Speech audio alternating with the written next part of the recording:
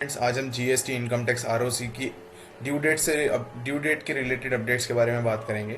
सबसे पहले हम स्टार्ट करते हैं GST related updates for form GSTR 3B। इसके अंदर तीन सिचुएशन में डिफाइन किया है, जिसमें एक टर्नओवर 5 करोड़ से ऊपर होती है, उनकी जो ड्यू डेट फरवरी, मार्च, अप्रैल की रिटर्न के लिए 24 जून 2020 कर दी गई है। सिचुएशन 2 में जिसमें टर्नओवर 1.5 करोड़ से ज़्यादा है बट 5 करोड़ से नीचे है, तो उस केस के अंदर जो ड्यू डेट्स हैं फरवरी और मार्च की वो 29 जून रखी गई है और अप्रैल की 30 जून रखी गई है। आफ्टर दैट सिचुएशन 3 में जिसमें टर्नओवर 1.5 करोड़ से लेस है, उसके उनके लिए फरवरी की रिटर्न के लिए 30 जून 2020 रखी गई है, मार्च की रिटर्न के लिए 3 जुलाई और अप्रैल की रिटर्न के लिए 6 जुलाई रखी गई है।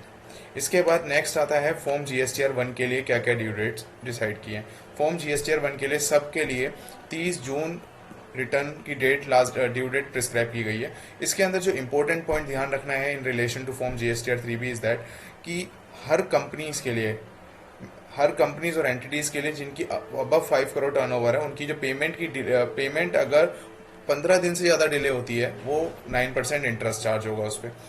इस ये जो 15 डेज कैलकुलेट होंगे वो जो ड्यू डेट्स इनकी ऑलरेडी थी, जैसे कि मीन्स फरवरी की 20 या 22 या 24 अकॉर्डिंग टू दी स्टेट्स जो ड्यू डेट्स थी, अगर उसको उसके बाद 15 डेज और एज अ ग्रेस पीरियड हमें दिया गया है, अगर उसके बाद 15 डेज क्रॉस हो जाते हैं तो 9% इंटरेस्ट हमें पेमेंट पे लगेगा। आप रिटर्न्स वही pre as per the situation आप फाइल कर सकते हैं, बट आपकी इंटरेस्ट जो पेमेंट है वो टाइमली हो जानी चाहिए। नेक्स्ट है जीएसटी एनुअल रिटर्न्स और ऑडिट के रिलेशन में। जो फाइनेंशियल ईयर 18-19 की जो एनुअल रिटर्न और ऑडिट की डेट थी वो बढ़ा के 30 जून 2020 कर दी गई थी। इनसे जो टैक्स पेयर को है काफ़ी रिलीफ मिलेगा इस सिचुएशन के अंदर। इनकम टैक्स से रिलेटेड हम ड्यू डेट्स के बारे में बात करते हैं या पॉइंट्स से, उससे रिलेटेड पॉइंट्स के बारे में बात करते हैं। जो इनकम टैक्स में जितनी भी पेंडिंग एटीसी की इन्वेस्टमेंट्स है फॉर द फाइनेंशियल ईयर 1920, जैसे कि पीपीएफ में, म्यूचुअल फंड्स में, एफडीज हो गई, एलआईसीज में रिलेटेड हो गई, वो सारी बढ़ा के 30 जून 2020 कर दी गई है। अगर हम इन्वेस्टमेंट कोई भी अप्रैल में, जून में हम करते हैं तो हम उसकी डिडक्शन फाइनेंशियल ईयर 1920 में क्लेम कर सकते हैं। टीडीएस की पेमेंट के लिए जो मार्च की है वो 30 अप्रैल ही रखी गई है।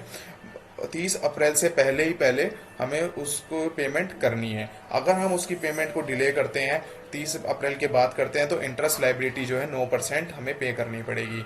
आफ्टर दैट जो इसकी रिटर्न्स की, टीडीएस की रिटर्न की ड्यू डेट थी वो बढ़ा के पहले 31 मई होती थी, अब वो बढ़ा के 30 जून 2020 कर दी गई है। आरओसी की जो ड्यू डेट है वो हम डिस्कस करते हैं step by step. First situation में DIR 3 जिसमें केवाईसी होती है डायरेक्टर की, वो 30 अप्रैल 2020 है। एमएसएमई के फॉर्म्स की 30 अप्रैल 2020 है।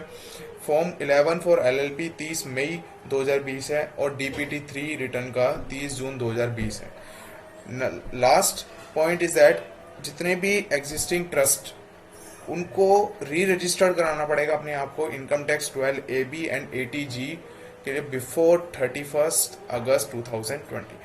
तो दैट मीन्स ये इंपॉर्टेंट ड्यू डेट्स जो हमें सबको, सारे टैक्स पेयर्स को, whether it is related to income tax, whether it is related to GST, सबको ये सारी चीज़ें पता होनी चाहिए। Thank you for watching this video. Subscribe the channel.